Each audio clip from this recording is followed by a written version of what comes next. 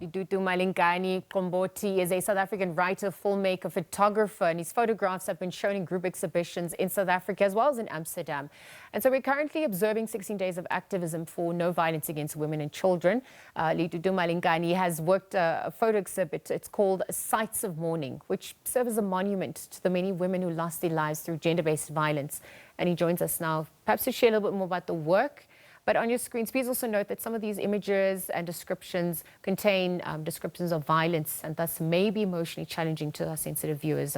So with that, on that note, thank you for your time, Lidudumalingani. And I don't know where we start, because year in, year out, we come with these 16 days of activism that we observe, and we see the plight, we see the scourge, we see the impact that it's had. And we were speaking offline, I said dead bones don't lie, they will speak.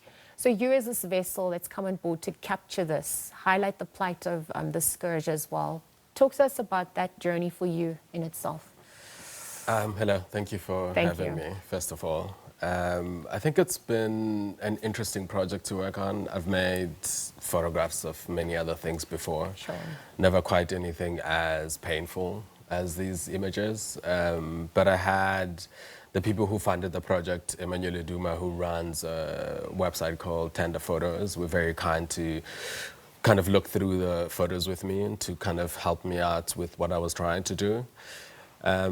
Yeah, but it was just hard to research these images and then having to travel to the locations and kind of, because photography is art, and so there's a kind of thing that kicks in where I need to work out if it's a good frame or if it's not a good frame.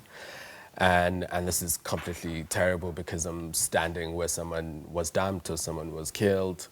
So it was a hard project to do, but I think it was a necessary project to do.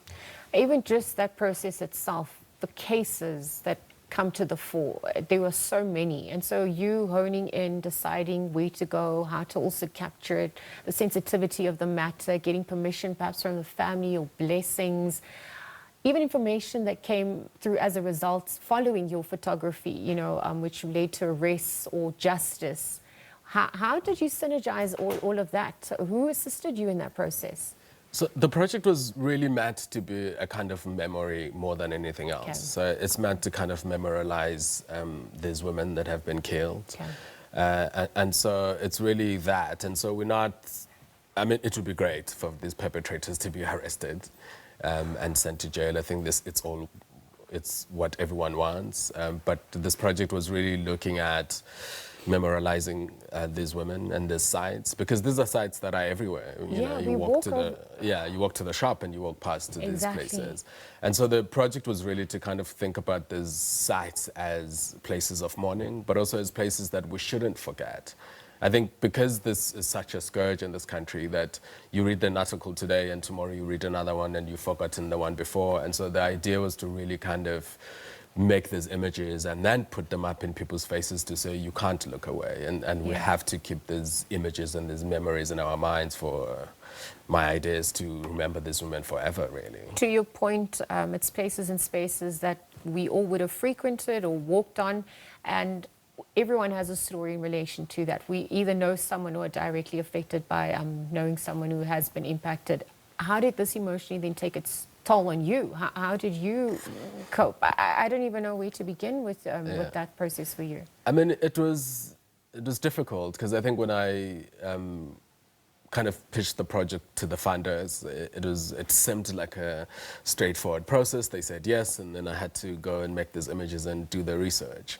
But the minute I started doing the research, you realize how much people don't know and how little is in the newspapers. And so I had to, I mean, if it says it's in, Midrand on a street, I have to kind of figure out where on the street, because the image is also dependent on being exact in some way. And so we're trying to capture as close to the location as possible. And that takes a lot of hours of zoning and mapping and kind of, GPS and all of those things.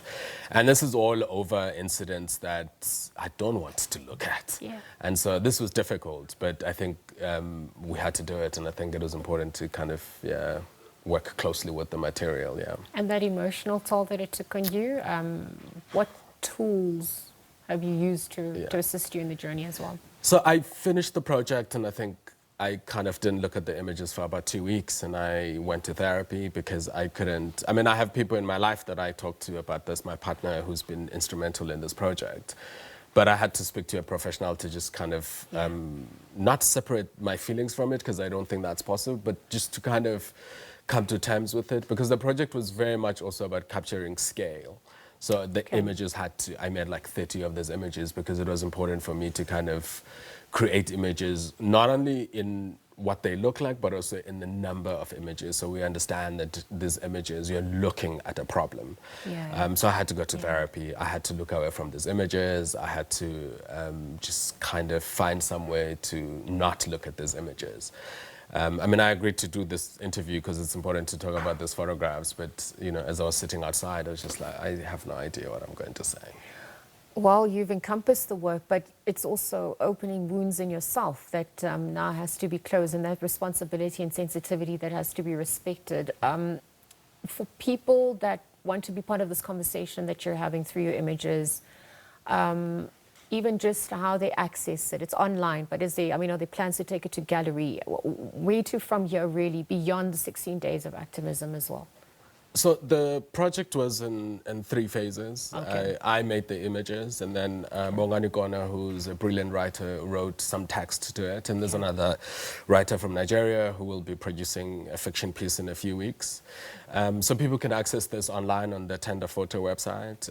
Plans for exhibition, maybe. I have no idea. We'll see how the project does. But ideally for me, the plans would be have the exhibition and raise some money and donate it to centers or places that care for women, and that would be amazing. Were you left with more hope or destitution following the end of this project? Or no this phase hope of at the all, project? zero hope.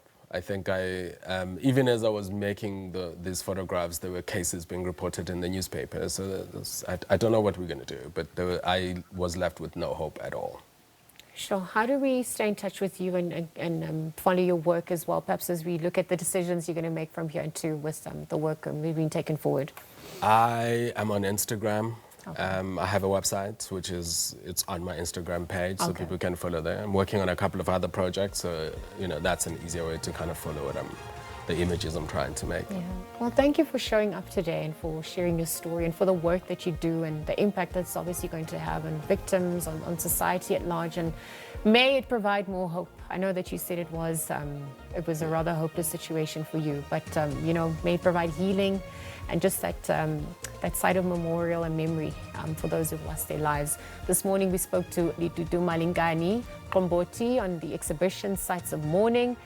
And really, Uhalas is in relation to the 16 days of activism that we're observing in the country, but some of the questions and issues that still remain as we highlight the scourge of GBVF and really where to from here for society at large.